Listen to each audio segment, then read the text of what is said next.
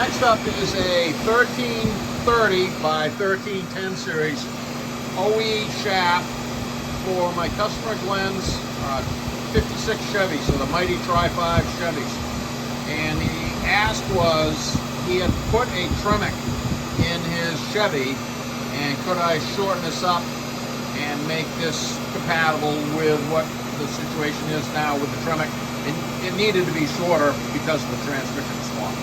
I noticed right away that he had a 1330 series slip yoke that came with the transmission, and its drive shaft was 1310.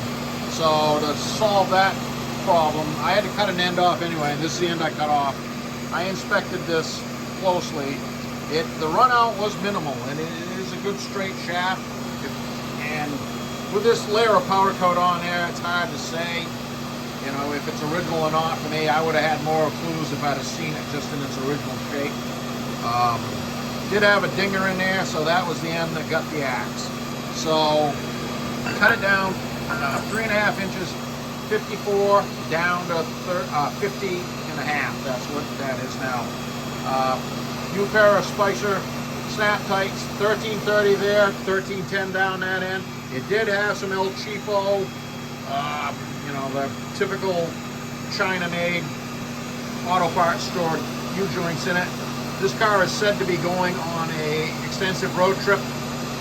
You don't want them in there, and I won't run them in the balance machine because the balance quality and durability is not up to my standards. So, you know, it's just the way it is. So it's got snap tights in it. That is cruising. That's about 2,800 RPM right there. Zero at the transmission. Nobody home. Dead flat. And zero at the rear axle. Same thing. There is nobody home. So let's see, the powder coat thing. Yeah, this was powder coated on the exterior. Yeah, I'm not really going to put a happy face on it because I have to contend. That's the unintended consequences of doing that. Is beforehand, before it goes to drive shaft shop, have work done to it. And it's unfortunate, but that stuff comes off hard. And the last thing you want to be doing is grinding on a shaft that you're trying to make nice. You know, I mean, I shined it up as gently and cautiously as possible to get back to a spot, and I do not grind in my balancer. I will not do it. So I shined up a band all the way around, as you can see at both ends, to facilitate locating a weight.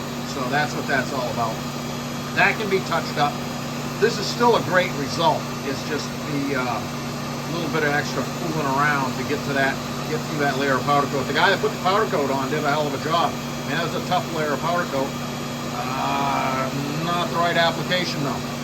So anyway, so we're gonna get this back to Glenn, and we'll move on to the next one.